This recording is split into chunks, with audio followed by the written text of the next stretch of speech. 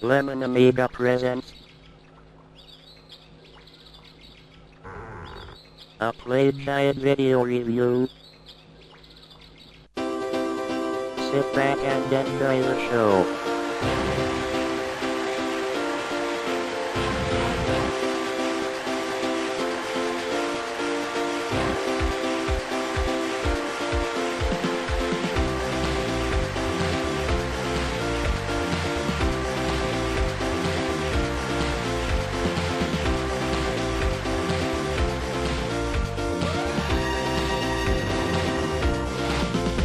Hi there, and welcome to another Lemon Amiga game guide and review. In this week's episode, we'll be taking a look at Catchem, developed by the German company Prestige Software and released by Global Software in 1992.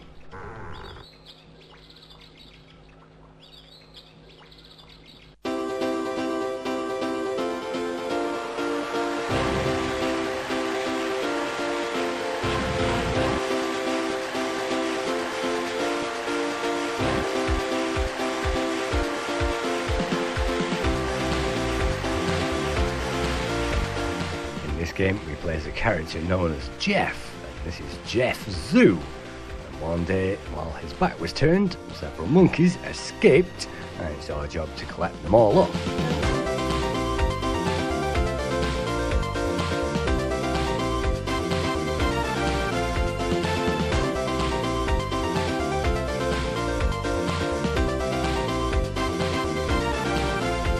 The game begins with an animated storyline and a great theme to kick us off, and I really do appreciate those in an Amiga game.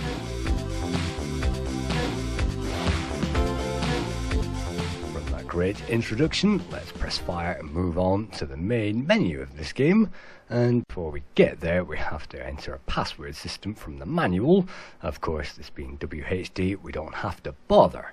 If you leave the title screen alone, it will eventually move to the high score table, but before we get there, we have a number of options, and yes, we can have the music and the sound effects playing together in this game, and we can also switch off the interludes, and the interludes play before and after every single stage of this game, and because this is the first stage, we get to see those, and we also get to check out the landscape. In this case, we are moving our monkey catcher van towards the forest.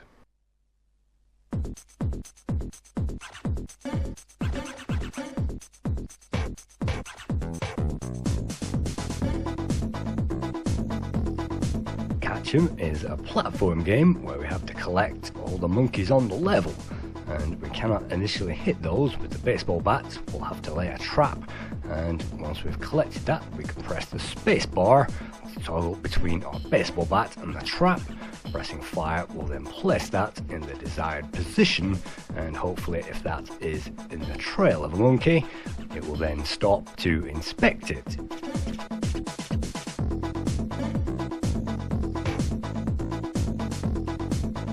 At that point, you can hit it over the head with the baseball bat and grab it and put that into the sack, and once you have that, you can take that to the trap, which then loads up onto the back of the van. And only one monkey on the first level. Let's move on to the next level, and yet again we get a closing screen, and we also get a password which we can enter just to skip those levels. And I guess it's always great to earn passwords, and you can retry these levels because this is a puzzle game. Sometimes these levels aren't always easy to figure out. So let's move on to the next section, and here we go. It looks like an underground mine section, and at the beginning of every single level you appear out of the back of that van, and inside the van are spare baseball bats. If you run out of those, they only last for a certain number of hits before they disappear, and you can pick up spare baseball bats on the levels. You can see one on the floor there. But what I'm going to do is I'm going to collect that first trap and observe that monkey's pattern. Hopefully we can lay that down and collect our first victim.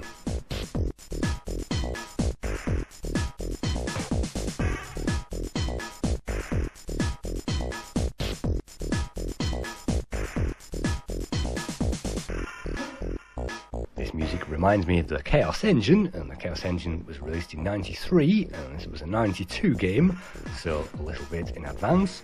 And what I like to do is trigger the trap first of all, and sometimes we might get caught in that and lose a life, but if that snags onto the bag, then that's another level complete, and the levels really do take off at this point. And yes, I am fully aware that this is yet another cutesy platformer, but moving on from the fully family atmosphere of Wiz and Liz, this game seems to naturally follow on as a harmless platformer which all the family can enjoy, and there isn't much time travel involved in this game. So this is one of the few games this series which doesn't involve some kind of time travel, but you can see we are almost going back to the 90s. Sometimes some garish colour schemes appear on the buildings, but on this level you can actually see a banana crate on the floor, and if the monkeys grab the bananas they could throw those in our path, and we will slip on that and slow down. Because there is only a limited time available on every level, we have just over a minute to go to complete this one, and as long as we grab 2 monkeys on this level, we'll be fine. That's the first one literally in the bag, and if you hit those, and sometimes you can waste a baseball bat missing those.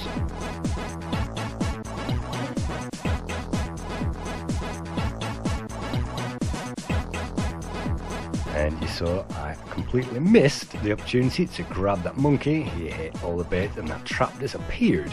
So one trap can catch a number of monkeys, but that will disappear after a while, and the traps which are bouncing around won't do anything.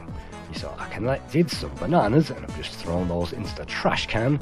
If there are bananas on the level, you'll always find a trash can to throw those into for extra points. And you can see the monkey running around with a banana there. He can throw that towards us.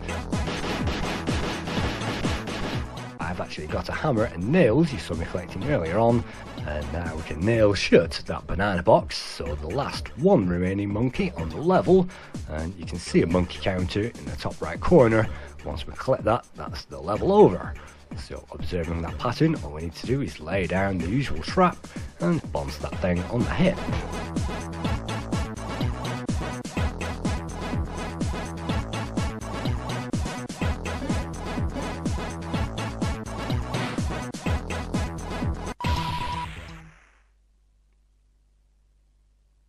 At the end of each level, you'll also be given an extra bonus depending on the time remaining, and platformers tend to do that. And so let's leave the city behind, having trapped our monkey, and you can see some kind of animation on the interlude screens. But even though this music is bouncy like a circus attraction, it does tend to grind on the nerves after a while.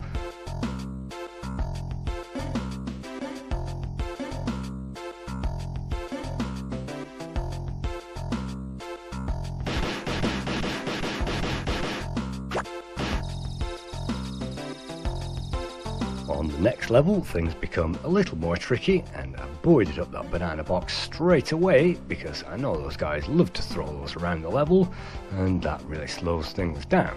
That will eventually open up, I think, and that only has a limited time, just like the traps. But you can see the bananas on the floor, very tiny bananas. You will obviously slip on those, and then you will lose your prize doing that, so you can't afford to do that. And there are limited traps on the level, but you can pick up extra traps in the van, as well as extra baseball bats. And going back to the van isn't really encouraged because you only have a limited number of those. And if you run out and you have a space where you have no traps or you have no baseball bats remaining, then unfortunately for you, then that's a stumped level. That's basically the level over. You'll have to press the Q key and try the level all over again. So there are no way backs and death scenarios in this game where you simply cannot progress, and so it's a puzzle platformer and things have to be done in the right order.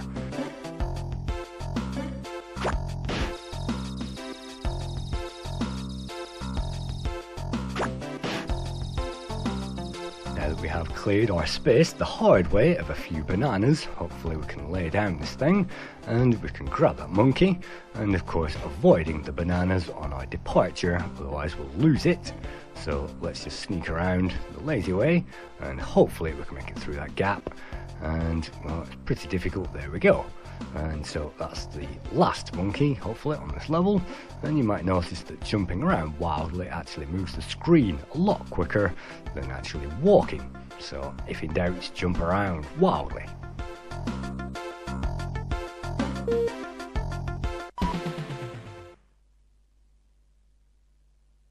At the end of each level, we can also skip that password screen by pressing the fire button, which is handy, and then that moves us on to the next scene. And there are only 4 or 5 scenes in this entire game. This is back to the city scene. Of course, we've seen the mines and the jungle already, and there is definitely a 4th scenario which we haven't seen at the moment.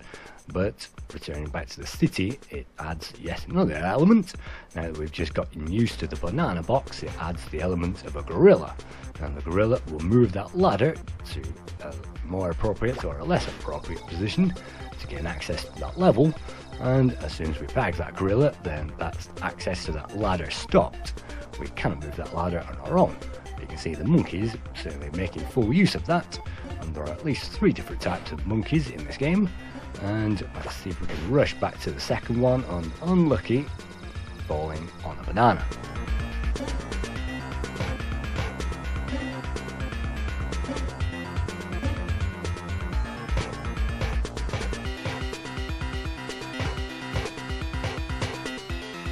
We can only carry 2 items at one time, and it seems that we have 2 baseball bats. You can see at the very bottom of the screen, and until we use those up, we cannot collect the trap. But if we wander back into that van, we can choose the objects that we can carry. We can even drop off the extra baseball bats and carry that in reserve, and that frees a pocket now for our trap.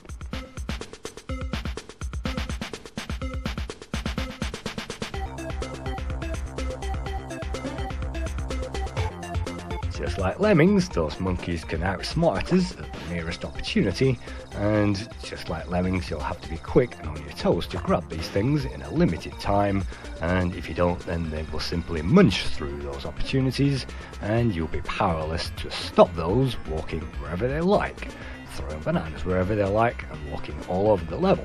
So it's a puzzle platformer, maybe not as obviously easy as lemmings, but one which you have to watch out for all the same.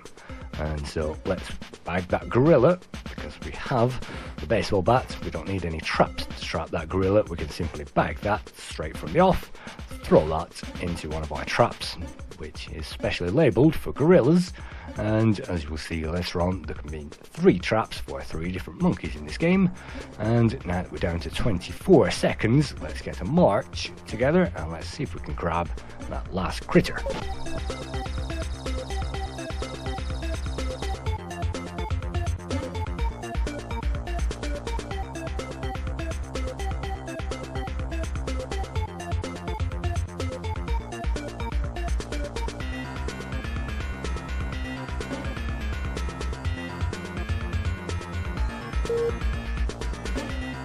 Unfortunately, you saw that there were no vacant traps available to pick up in the van, and that means that this level is unfortunately uncompletable. We can either press the Q key or we can wait for that time to run out, and that means we will lose one of the 3 lives we are given in this game. So from the off, let's try again, and this time let's try to grab those things and lay down those traps and make full use of those. Unfortunately, you can only pick up 1 monkey at a time, and yet again I pick up the baseball bat by mistake and left myself in the same spot as last time.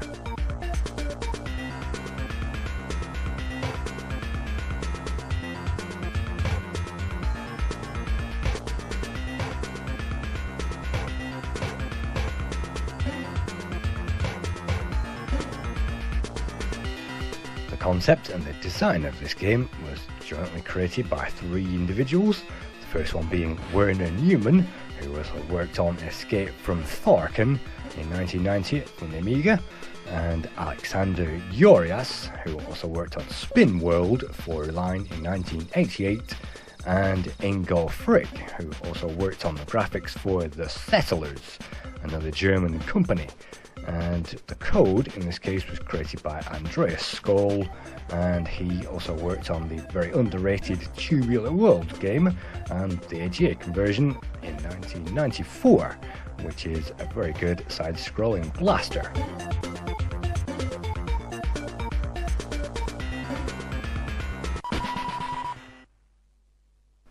The graphics and the music was created by Oliver Wierig, and he also worked on Spin World along with Alexander Hjorias, and that's his only accredited title on the Lambda Amiga database, which surprised me because these graphics are quite well done, and the music, some of the tracks are really well done. At least they bring back that 90s atmosphere, and they are perfectly suitable for this game, except of course that annoying intermission music. And let's bear it once again, another intermission section before we get to yet another level with yet again some Norway bikes. So if we place these in the wrong place, we have no way of knowing whether we can actually get through this level the first time around.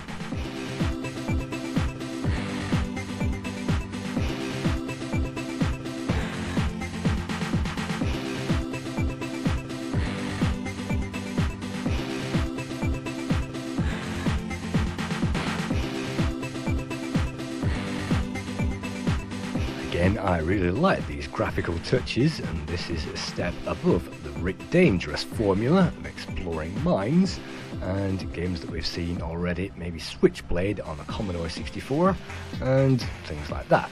You can see lots of detail in the mud and in all the backgrounds as well, and you can see glittering crystals and things which catch the eye.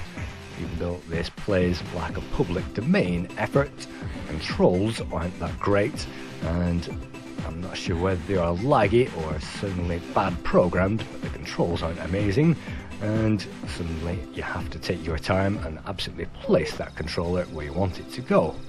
And at the moment I've managed to get that gorilla down to that bottom level, and that's important for one reason: he can move this ladder towards that exit.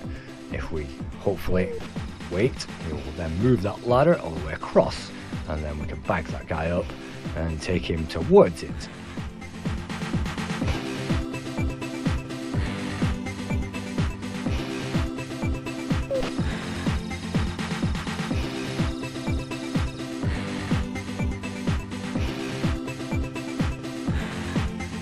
Due to a number of bugs in this game, I've actually wasted all my baseball bats and dropped the trap in the wrong place, and now we are unable to complete this level. So the only thing the player can do is to actually memorize what they are supposed to do next time, press that Q key and try again.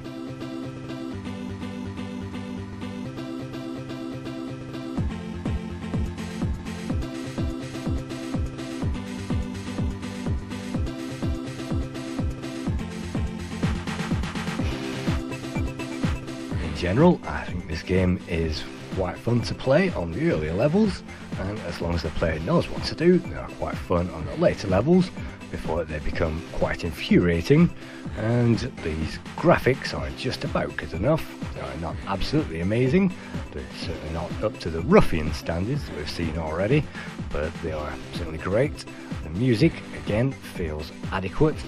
Some of the tracks are quite funky, some quite rocky, and some quite techno, but at the end of the day it still feels like a public domain effort, and there are some bugs in the game, and you saw me dropping something on the floor there. That's actually a monkey barrier that stops that monkey walking around, and it's important to box that guy in before you even start this level, and then you can just wander in there with a trap.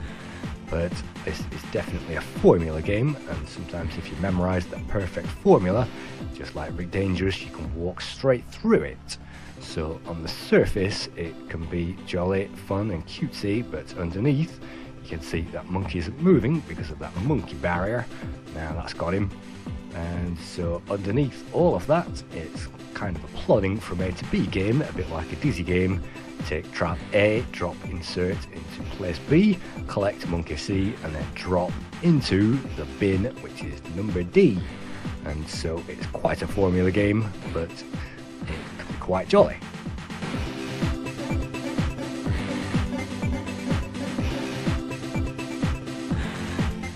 Ironically, I only discovered this game through the Lemon Amiga database. One day I saw those great screenshots and read those great reviews, and I thought, I'm going to play this myself.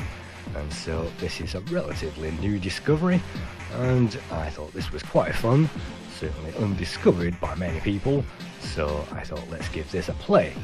Unfortunately for me, I find it just a little too infuriating, and so did one or two of the magazine reviewers who actually reviewed this game.